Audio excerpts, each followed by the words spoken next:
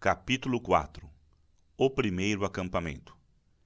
O fim do ano estava chegando, e para fechar com chave de ouro aquela nova fase do curso, nada melhor que realizar o nosso primeiro acampamento.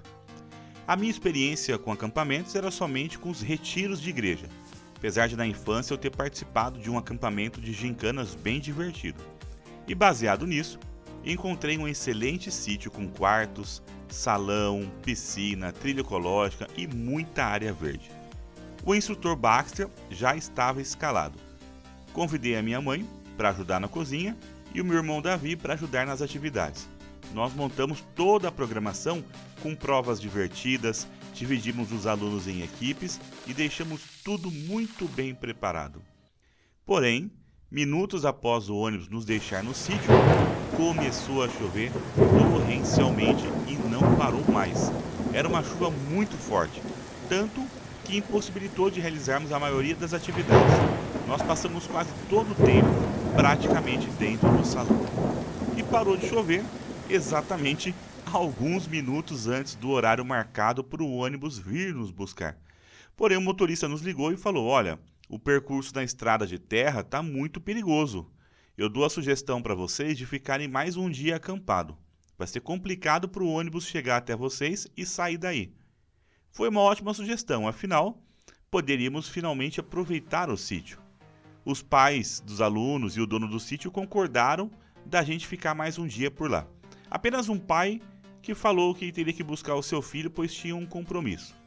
Enquanto uns alunos foram para a piscina aproveitar o sol, outros pediram para passear pela tão divulgada trilha ecológica. Segundo o caseiro, a caminhada era de aproximadamente uns 30 minutos e o caminho bem orientado com placas. Eu estava saindo para comprar mais comida para o dia extra quando o instrutor me falou que estavam indo então fazer essa trilha. Eu ainda lembrei que o pai daquele aluno ia buscá-lo, que era melhor ele não ir fazer a trilha. Mas o aluno respondeu que o pai só ia vir ali pelas 6 horas da tarde e que a trilha durava apenas meia hora. Como eram cerca de 3:30 da tarde, eu concordei e fui para o mercado. A estrada realmente estava ruim. Eu voltei e já eram cerca de 6 horas da tarde. O céu ainda estava claro e quando eu cheguei eu vi lá o pai que tinha ido buscar o filho e perguntei se o menino estava lá na casa recolhendo as coisas dele. E o pai então me respondeu que eles ainda não haviam voltado da trilha.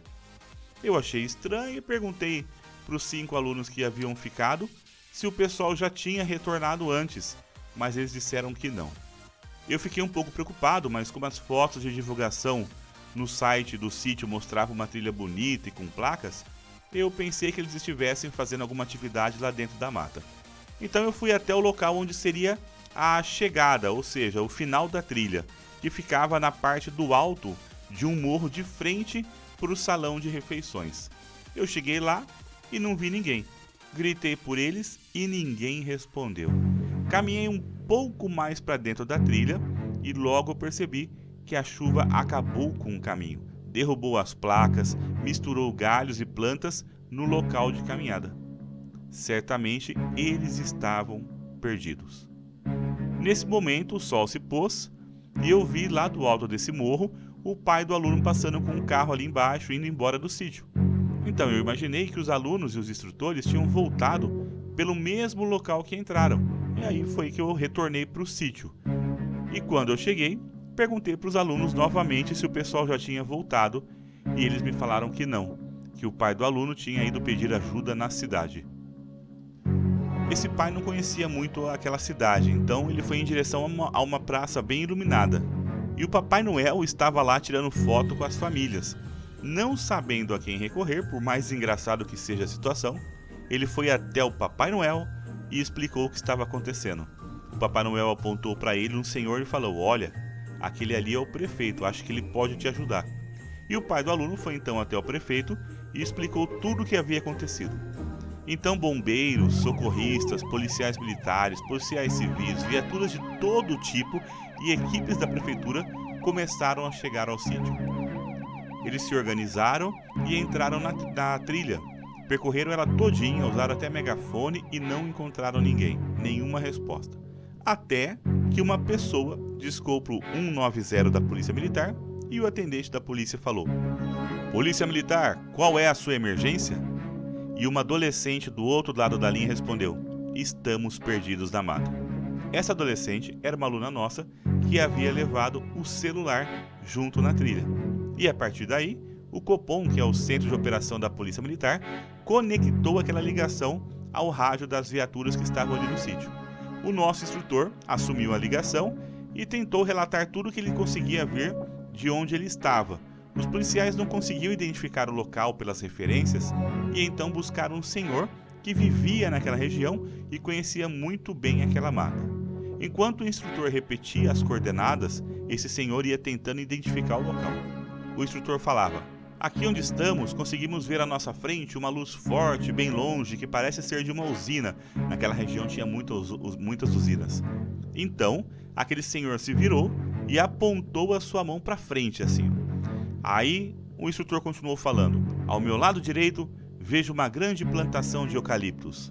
O senhor, então, estendeu seu braço para a direita e balançou a cabeça positivamente. E do nosso lado esquerdo, tem uma nascente de um rio, concluiu lá o instrutor.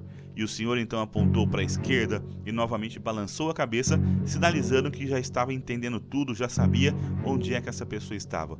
Todos estavam ao redor da viatura por onde era transmitida a ligação, numa esperança muito grande de que tudo fosse solucionado naquele momento.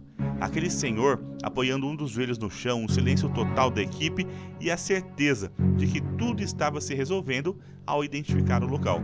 Então, aquele senhor se levantou e falou: não faço a mínima ideia de onde eles estão. Olha, a gente não sabia se ria ou se chorava. Tudo dava a crer que ele sabia onde era o local. Ele apontava para os lados assim e a nossa esperança estava que tudo estava resolvido. Mas não, ele não conseguiu identificar o local. Então, as rádios da cidade foram utilizadas para se comunicar com os sitiantes, para que eles fossem para fora de suas casas e ligassem lanternas para ver se os alunos conseguiam ver algum sinal, mas tudo isso foi sem sucesso. Até mesmo equipes de motocross também foram chamadas para percorrer trilhas da região, mas também não encontraram nada. Os policiais e os bombeiros então resolveram voltar à mata e com seus rádios continuaram a se comunicar com o instrutor, que estava conectado no rádio através do celular da aluna. Eles davam tiro para o alto com armas de diferentes calibres e perguntavam se eles teriam ouvido.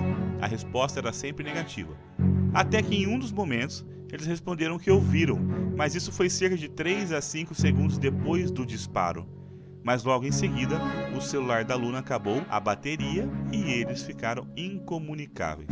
A partir do intervalo de tempo entre o disparo e a chegada do som até os alunos, os policiais conseguiram calcular a distância que eles estavam e saíram em equipes em direções diferentes para tentar encontrar eles. Por volta das 4 horas da manhã, uma mensagem chegou pelo rádio. Encontrados. Houve uma grande comemoração ali. A tranquilidade de que todos estavam bem. E então, começou o plano para poder resgatá-los. Os policiais fizeram uma fogueira no local onde estavam os alunos para aquecê-los. Serviram algumas bolachas que levaram com eles e permaneceram todos ali até o dia amanhecer. Todos os alunos e os instrutores foram resgatados pelo helicóptero da Polícia Militar e trazidos de volta ao acampamento, onde receberam um reforçado café da manhã. Equipes de TV foram até o local e os alunos contaram super animados aquela aventura que haviam acabado de passar. Apesar do susto, o tempo todo os instrutores mantiveram os alunos calmos e em segurança. Eles contaram que se mantiveram unidos o tempo todo e sempre pensando de forma racional.